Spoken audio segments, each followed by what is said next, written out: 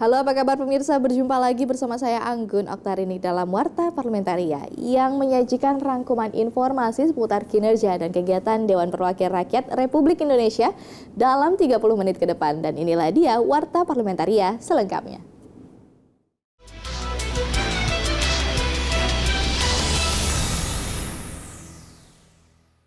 Maraknya praktek penambangan ilegal di Kabupaten Kutai Kertanegara, Provinsi Kalimantan Timur perlu segera ditindak selain membuat negara kehilangan potensi penerimaan negara dan merugikan fasilitas umum. Aktivitas pertambangan ilegal juga menyebabkan kerugian terhadap masyarakat sekitar daerah pertambangan.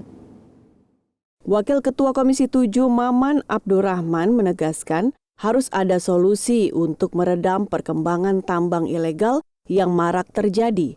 Maman mendesak Dirjen Gakum Kementerian ESDM segera melakukan langkah-langkah tegas terhadap praktik penambangan ilegal. Nah, khusus di wilayah Kutai Kertanegara ini kan banyak sekali beberapa konsesi-konsesi batu bara dan lain sebagainya. Karena ada beberapa isu memang ada beberapa praktek-praktek ilegal mining yang memang tidak sesuai dengan aturan main di negara kita yang akhirnya menyebabkan beberapa kerugian negara. Anggota Komisi 7 Mercy Christy Barens menjelaskan penambangan yang tidak berizin dan tidak memiliki tata kelola yang baik akan membahayakan dan merusak lingkungan sekitar. Mercy menyayangkan lemahnya pengawasan dari pemerintah pusat maupun daerah. Mendata secara konkret dan melakukan langkah-langkah yang tegas dan pasti untuk memberi kepastian hukum kepada semua pihak yang ada di daerah dan juga kepada pemerintah pusat gitu loh. Kepastian hukum yang saya maksudkan adalah ya kalau ini prakteknya ilegal ya harus diproses dong, di blacklist, izinnya dibekukan. Dari Kalimantan Timur, Sanjaya TVR Parlemen melaporkan. Perbankan menjadi salah satu sektor yang memiliki peran dalam mempercepat pemulihan ekonomi nasional. Komisi 11 DPR RI mengapresiasi pengembangan jasa keuangan di Sulawesi Selatan dengan adanya perubahan pola bisnis konvensional menjadi ekonomi digital berkelanjutan. Dalam kunjungan kerja spesifik ke Sulawesi Selatan, Wakil Ketua Komisi 11 DPR RI Amir Uskara menilai program digitalisasi keuangan berkelanjutan merupakan suatu strategi untuk mengendalikan inflasi di daerah maupun nasional, mendorong percepatan kondisi masyarakat yang mengakses layanan jasa keuangan atau inklusi keuangan, serta sebagai upaya menjaga daya saing produk UMKM melalui akses permodalan. Program Sustainable Finance di Sulawesi Selatan, seperti apa yang diprogramkan sudah jalan dengan bagus. Bank Indonesia maupun dari OJK itu kerjasama dengan pemerintah daerah sangat bagus, baik itu dari sisi pengendalian inflasi maupun percepatan inklusi keuangan. Sementara anggota Komisi 11 DPR RI Sarmuji mengatakan, Bank Indonesia dan OJK juga berperan membangkitkan geliat usaha di sektor prioritas, sehingga mampu mendorong terus berjalannya kegiatan perekonomian masyarakat yang berdampak pada meningkatnya kesejahteraan masyarakat dan pertumbuhan ekonomi daerah. Melalui permodelan yang cukup baik, itu diturunkan ke daerah-daerah, sehingga daerah itu juga merasakan sektor prioritas itu bisa menjadi daya ungkit. Komisi 11 DPR RI juga berharap pengembangan sektor jasa keuangan berkelanjutan di daerah mampu menyediakan sumber pendanaan yang dibutuhkan masyarakat. Dari Sulawesi Selatan, Abdul Ajib, TVR Parlemen, melaporkan. Dalam kunjungan kerja ke Provinsi Kalimantan Timur baru-baru ini, Komisi 5 DPR RI pun menilai Kabupaten Kutai Timur memiliki potensi sebagai daerah penyangga calon ibu kota negara baru atau IKN. Anggota Komisi 5 DPR RI Muhammad Fauzi mengungkapkan, pembangunan infrastruktur menjadi hal penting untuk menyiapkan Kutai Timur sebagai daerah penyangga IKN. Perawatan dan perhatian terhadap infrastruktur yang ada, seperti jalan akses antar daerah di Kalimantan Timur, juga perlu lebih diperhatikan. Kondisi kultur tanah akhirnya seperti ini gitu. Di samping juga hal-hal lain yang juga harus dipersiapkan tentang SDM itu sendiri. Pemerintahan kabupaten-kabupaten penyangga ini bisa benar-benar menjadi penopang dalam kondisi-kondisi tertentu gitu. Sementara itu, Wakil Ketua Komisi 5 DPR RI Andi Iwan Darmawan Aras berharap sebagai penyangga IKN, Kutai Timur perlu mendapat perlakuan khusus dalam pembangunan infrastruktur guna mengejar ketertinggalan infrastruktur yang ada selama ini. Kalimantan Timur ini untuknya Kutai Timur sebagai daerah penyangga, kita berharap bahwa pelabuhan yang ada yang selama ini belum berfungsi, kita dapat fungsikan sesegera mungkin dengan tentunya menyelesaikan kegiatan-kegiatan yang belum terselesaikan di tahun-tahun anggaran sebelumnya. Baik itu dengan dukungan APBN, APBD, ataupun dengan kerjasama badan usaha. Saat ini tingkat kelayakan jalan di Kalimantan Timur sendiri masih 79% yang merupakan posisi terendah di Indonesia. Dari Kabupaten Kutai Timur, Alfat TVR Parlemen melaporkan. Pemirsa, kami masih memiliki banyak informasi lain dalam Warta Parlementaria. Salah satunya datang dari diplomasi internasional harus dukung kebijakan dalam negeri. Tetaplah bersama kami.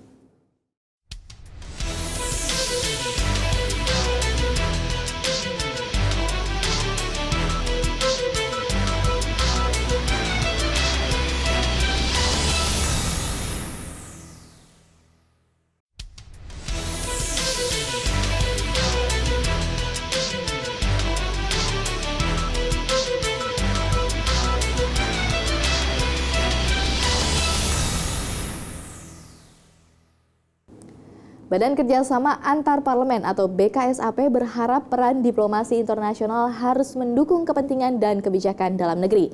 Salah satunya dalam hal ketahanan dan kemandirian pangan. Dalam fokus group discussion di Tangerang, Banten, anggota BKSAP DPR RI Yohanis Franciscus Lema mengatakan pemerintah harus dapat memetakan komoditas-komoditas unggulan Indonesia yang menjadi nilai jual. Nah, jangan sampai kemudian perundingan itu tidak memberikan manfaat bagi kepentingan nasional kita. Ya, untuk apa kita mendapatkan predikat sebagai ketua dalam forum-forum seperti G20 dan seterusnya, tetapi kita tidak bisa mendesakkan kepentingan nasional kita. Nah, kita berharap momentum-momentum perjanjian ataupun pertemuan-pertemuan di fora internasional itu bisa kita optimalkan sebaik mungkin. Tetapi saya ingin katakan bahwa foreign policy begins when domestic policy ends. Artinya apa? Semuanya itu harus mulai dari dalam rumah kita. Ya, diplomasi internasional kita baru mulai kalau kita sudah selesai membereskan urusan di dalam negeri kita.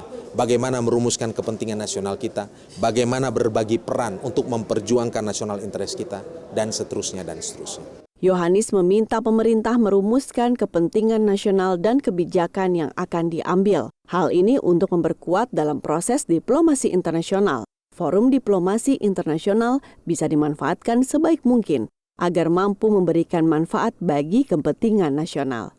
Dari Tangerang, Banten, Rangga Wijaya TVR Parlemen melaporkan. Komisi 5 DPR RI mendorong pembangunan bandara yang berintegrasi khususnya di daerah terluar, tertinggal, dan terdepan atau biasa disebut dengan 3T. Seperti Papua Barat sehingga dapat dimanfaatkan dengan maksimal untuk kebutuhan masyarakat lokal.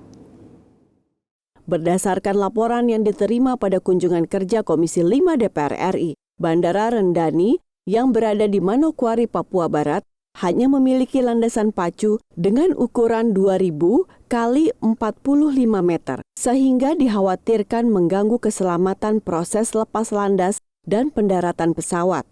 Terkait hal tersebut, anggota Komisi 5 DPR RI Sudewo meminta Kementerian PUPR dan Kementerian Perhubungan untuk mengalokasikan anggaran perpanjangan runway Bandara Rendani. Maka perpanjangan runway ini memang harus dilaksanakan sampai pada tahap ketiga pembebasan lahan dan panjang runway sepanjang 2.500 meter harus dianggarkan oleh Kementerian Perhubungan. Kemudian Anggota Komisi 5 DPR RI, Hamid Nur Yasin menambahkan, selain Bandara Rendani, pembangunan Bandara Siboru di Kabupaten Fakfak juga diharapkan dapat terintegrasi dengan melengkapi semua fasilitas prasarana pendukung, sehingga bandara tersebut dapat segera beroperasi dan dimanfaatkan dengan maksimal. Harapan kami kalau mau membangun bandara juga harus terintegrasi dengan pembangunan kawasan yang lain yang terpadu termasuk sarana-prasarana jalan untuk menuju bandara. Ya. Dari Papua Barat, Ferdian Nur Rahman, TVR Parlemen melaporkan. DPR RI menerima audiensi dari komunitas Jala PRT yang mendesak rancangan Undang-Undang Perlindungan Pekerja Rumah Tangga segera dibahas di DPR RI. Wakil Ketua DPR RI Rahmat Gobel menyatakan selain memastikan aturan perlindungan bagi pekerja rumah tangga, pemerintah juga harus bisa memberdayakan pekerja rumah tangga. Ditemui usai menerima audiensi dengan komunitas Jala PRT dan beberapa pekerja rumah tangga, Rahmat Gobel menyatakan beberapa aturan terkait kesejahteraan pekerja rumah tangga secara terpisah sudah diatur dalam undang-undang lain, misal terkait BPJS Kesehatan dan Ketenagakerjaan yang seharusnya juga menjangkau kelompok pekerja rumah tangga. PRT harus mendapat pelatihan agar bisa lebih berdaya. Bagaimana mendorong pekerja rumah tangga itu bisa menjadi bagian dalam bisa meningkatkan, mendorong produktivitas dan juga mendapatkan devisa dari luar. Karena banyak pekerja rumah tangga kita yang kita kirim ke luar negeri kan. Nah tentu kita harus membahasnya sebelum kita berbicara itu bagaimana membuat perlindungan konsep perlindungan kepada di dalam negeri. Lisda Hendra Joni menambahkan, butuh kerjasama dengan seluruh stakeholder terkait dan komunikasi politik agar rancangan undang-undang PPRT bisa segera dibahas. Kultur kegotong royongan dan kekeluargaan dalam sistem pekerjaan rumah tangga di Indonesia cukup berbeda. Artinya jaminan ketenagakerjaan, kesehatan, itu juga kan sebenarnya sudah ada ya. Walaupun mungkin secara khusus atau secara menyeluruhnya, itu yang perlu kita perjuangkan. Amita dan Jaya, TVR Parlemen melaporkan. Pemirsa TVR Parlemen, jangan kemana-mana karena kami masih memiliki banyak informasi lain yang menunggu Anda setelah jeda berikut ini.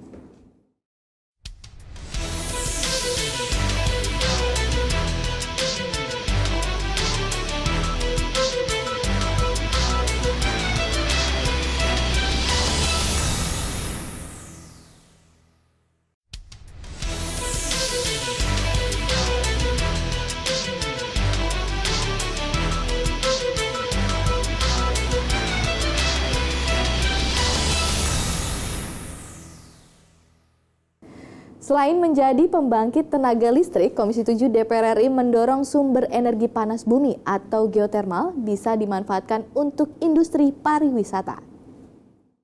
Ditemui di sela-sela kunjungan kerja spesifik ke pembangkit listrik tenaga panas bumi di Lahendong, Kota Tomohon, Sulawesi Utara, anggota Komisi 7 DPR RI Diah Nurwitasari mengungkapkan, meski punya potensi yang cukup besar, pemanfaatan panas bumi di Indonesia dinilai belum maksimal.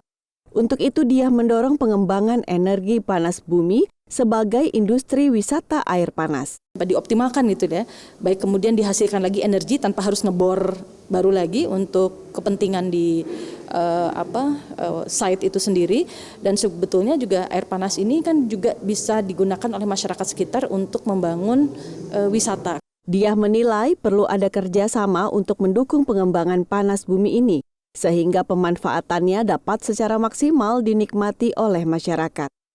Nah, jadi memang saya melihat perlu ada satu sinergi lah antara pemerintah dengan pihak swasta gitu ya, untuk bisa mengembangkan, mencari ataupun menggali potensi-potensi panas bumi yang ada di Indonesia. Tetapi tentunya di sini, kalaupun bekerja sama dengan swasta, harus dengan keberpihakan yang sungguh-sungguh dari pemerintah untuk menjaga bahwa kepentingan utamanya adalah untuk kepentingan masyarakat Indonesia. Sebagai negara yang berada pada kerangka tektonik dunia, Indonesia merupakan salah satu negara dengan sumber daya panas bumi terbesar di dunia.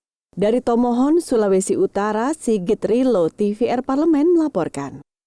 Tingkat literasi keuangan masyarakat Indonesia masih rendah, yaitu di angka 38%. Hal ini memicu kesenjangan pemahaman konsumen mengenai produk keuangan. Dan di sini Komisi 11 DPR RI mengkritisi OJK yang dinilai belum optimal dalam menjalankan tugas dan fungsi sebagai regulator, pengawas, dan memberi perlindungan bagi konsumen dan masyarakat dalam sektor jasa keuangan. Di Gedung Nusantara 1 DPR RI Jakarta, Wakil Ketua Komisi 11 DPR RI Dolfi menilai OJK belum menunjukkan kinerja yang memuaskan, terutama pelayanan konsumen jasa keuangan. Komisi 11 DPR RI meminta OJK meningkatkan kinerja dan kualitasnya, terutama memberikan pendampingan hukum bagi korban produk jasa keuangan. Berbagai kasus yang terjadi, OJK kurang optimal dalam memberikan pendampingan hukum kepada konsumen, atau padahal di dalam Undang-Undang OJK khususnya pasal 30 itu OJK malah diberi ruang sebenarnya. Tidak jauh berbeda, anggota Komisi 11 DPR RI Masinton Pasaribu mengimbau OJK memperbaiki kinerja pengawasan, perlindungan, dan pembelaan hukum terhadap masyarakat, terutama konsumen yang menjadi korban produk-produk jasa keuangan. OJK di seluruh Indonesia diminta lebih responsif terhadap aduan konsumen karena dirugikan produk jasa keuangan. Nah, khususnya dalam kasus-kasus baik investasi bodong, pinjaman, terus kemudian perlindungan asuransi dengan jenis unit link. Hingga November 2021, OJK telah menerima 595.000 aduan masyarakat terkait produk keuangan. Vinita dan Dwi, TVR Parlemen, melaporkan. Anggota Komisi 1 DPR RI, Ian Permenas-Mandenas mendorong pembangunan jaringan dan listrik di Kabupaten Pegunungan Bintang dapat realisasi secepatnya sehingga mempermudah mobilisasi barang dan jasa yang akan berdampak pada roda perekonomian masyarakat. Ditemui dalam kunjungan ke Kabupaten Pegunungan Bintang, Papua, Ian Permenas menjelaskan kunjungannya terkait pembangunan jaringan Palaparing, pembangunan jaringan telekomunikasi 4G Telkomsel, dan pembangunan jaringan kelistrikan di wilayah Kabupaten Pegunungan Bintang. Ian telah berkoordinasi dengan pihak-pihak terkait dalam mendorong pembangunan jaringan dan listrik agar masyarakat segera menikmati jaringan Telkomsel dan listrik selama 24 jam. Kita upayakan tahun depan sudah harus ada peningkatan ya dari 1 giga ke 2,5 giga itu untuk uji coba kestabilan dari jaringan di sini akan dimanfaatkan oleh Telkom. Permintaan dari masyarakat dan pemerintah daerah sini bisa terpenuhi untuk pemanfaatan yang dilakukan oleh Telkomsel untuk peningkatan jaringan 4G. Komandan Korem atau Danrem 172 PWY Brigjen TNI Izak Pangemanan menghimbau seluruh pihak menjaga stabilitas keamanan di wilayah Papua dalam mengawal pembangunan infrastruktur sehingga percepatan perekonomian dalam rangka peningkatan kesejahteraan masyarakat dapat segera terwujud. Kita terus melakukan pembinaan teritorial dengan mengedepankan komunikasi sosial, yaitu suatu operasi yang diterima oleh masyarakat Papua. Dari Papua, Anggun dan Yoga melaporkan. Dan berakhir sudah perjumpaan kita dalam Warta Parlamentaria. Saya Angga Doktarini beserta seluruh kerabat kerja yang bertugas pamit undur diri. Sampai jumpa di Warta Parlamentaria berikutnya.